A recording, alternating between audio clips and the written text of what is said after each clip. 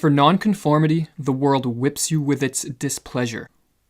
This remark by Ralph Waldo Emerson makes it clear that the forces of conformity were quite strong when he lived nearly 200 years ago. However, he would likely be surprised at the extent to which the whipping of nonconformists has now been made possible with the emergence of social media and other mass communication technologies. No longer is conformity primarily enforced by members of one's community, but rather through online social networks, people from all over the world can ostracize, shame, and ridicule those who fail to hold beliefs or display behaviors which are considered socially acceptable. But this magnified ability to enforce conformity comes at a price, as it is the nonconformists who bring forth the new ideas, creations, and ways of living which produce a vibrant society. Furthermore, many who have reflected on the human condition have suggested that too much conformity deadens the human spirit, and that a fulfilling life is one which sees the flowering of one's uniqueness, not the mimicking of the crowd.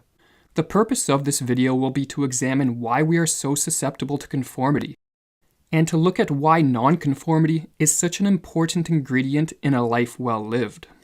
While conformity can be defined as the imitation of behaviors, beliefs, and values which are considered socially acceptable, nonconformity, for the purpose of this video, is not merely the rejection of the socially accepted. A person who rejects things just out of the desire to be different still conforms, as their life, like that of the more typical conformist, is still shaped by an external source, that being the crowd. True nonconformity, in contrast, is displayed to the degree that one's life path and thus character are shaped by behaviors, beliefs, and values which are chosen for personal or authentic reasons. In many cases, this will entail the adoption of things considered socially acceptable, but the nonconformist adopts them because they understand their utility, while the conformist adopts them merely out of the desire to be accepted. While there are numerous forces behind the tendency to conform, some have suggested that the fear of death is one of the most influential factors in this respect. In his Pulitzer Prize-winning book, The Denial of Death, Ernest Becker describes this existential fear as follows. This is the terror, to have emerged from nothing, to have a name, consciousness of self, deep inner feelings, an excruciating inner yearning for life and self-expression, and with all this yet to die. It seems like a hoax. What kind of deity would create such complex and fancy worm food? According to Becker, we cannot face up to the reality of our death without experiencing debilitating anxiety, and so we attempt to quell this anxiety by denying death. Denial of death is achieved by what Becker called striving for the heroic, or in other words, attaching ourselves to a purpose, cause, or creation which we believe will outlive our physical existence, thus granting us a form of immortality. There are two main paths to heroism, the path of the nonconformist, or what Becker calls cosmic or personal heroism, and the path of the conformist, which he calls cultural heroism.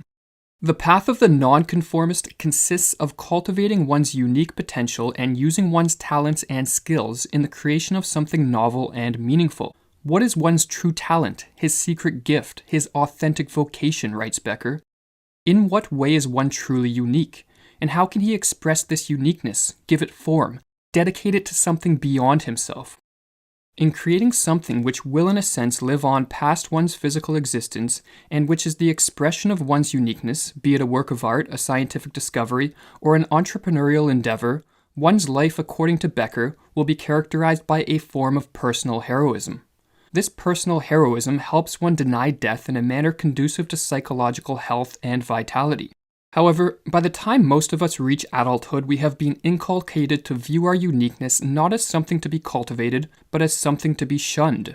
Very few people view themselves as capable of bringing forth anything of significance into the world, and so are incapable of engaging in personal heroism. For such people, an alternative route to the denial of death is required, or else they run the risk of being overwhelmed by anxiety and nihilistic despair. This alternative is found through conformity and the adoption of predetermined social roles, or what Becker calls cultural heroism. While this path limits the expression of one's uniqueness and leads to a life dominated by repetition and routine, it provides people with security and comfort, and makes them feel as if they are participating in something significant, or as Becker explains, Like many prisoners, they are comfortable in their limited and protected routines, and the idea of a parole into the wild world of chance, accident, and choice terrifies them. In the prison of one's character, one can pretend and feel that he is somebody, that the world is manageable, that there is a reason for one's life, a ready justification for one's action. To live automatically and uncritically is to be assured of at least a minimum share of the programmed cultural heroics. Becker makes the interesting claim that cultural heroism is effective due to the religious function that modern secular societies play in the conformist's life. In other words, just as Christianity in the Middle Ages provided those in the West with a meaning to their existence and a set of values by which to shape their lives, in our more secular world, one society now plays such a role. As Becker explains, society itself is a codified hero system, which means that society everywhere is a living myth of the significance of human life, a defiant creation of meaning. Every society thus is a religion, whether it thinks so or not. Soviet religion and Maoist religion are as truly religious as are scientific and consumer religion, no matter how much they may try to disguise themselves by omitting religious and spiritual ideas from their lives. Just like any religion, the religion of one's society becomes easier to believe in the greater number of people who worship it. And this is why the nonconformists are so feared by the masses. The unique individuals plant seeds of doubt into the minds of the conformists regarding the significance of their social roles, and thus the significance of their very existence. Therefore, the masses actively discourage the cultivation of one's uniqueness, ridicule and ostracize nonconformists, and try to pressure them back into conformity, something they must do given that their existential significance is on the line. While there exists great pressures to conform, of the two paths to heroism, the one less traveled, or the cultivation and expression of one's uniqueness, has long been seen as the superior of the two. For as Emerson wrote, "Whence is your power? From my nonconformity. I never listened to your people's law, or to what they call their gospel, and wasted my time." The conformist's existence, while comfortable, is largely a robotic state. Such people are always looking to others in order to determine how to behave and what to believe. Thus, in effect, conformity amounts to living one's life for others, not for oneself. And as Virginia Woolf recognized, once conform, once do what other people do because they do it, and a lethargy steals over all the finer nerves and faculties of the soul. One becomes all outer show and inward emptiness, dull, callous, and indifferent. This stultifying effect of conformity led Kierkegaard to stress the importance of striving to follow a life path which is personally chosen, as a conformist's existence can barely be called living at all. In his work Concluding Unscientific Postscript to Philosophical Fragments, he suggests that cultivating one's uniqueness is like riding a wild stallion, while conforming is like falling asleep on a moving hay wagon. But like Becker, Kierkegaard realized that few people are capable of cultivating their uniqueness, for as he wrote, "Surrounded by hordes of people, busy with all sorts of secular matters, more and more shrewd about the ways of the world, such a person forgets himself, forgets his name divinely understood, does not dare to believe in himself, finds it too risky to be himself, far easier and safer to be like the others, to become a copy, a number, a part of the crowd." But while most people conform almost without reflecting on why they do so, others have a nagging feeling that there is more to life than the social role they have adopted. They sense that in the short time they have between two eternal darknesses, they should strive to cultivate their uniqueness and to see what they are personally capable of. But even with this awareness, why are so few people capable of breaking the powerful chains of conformity?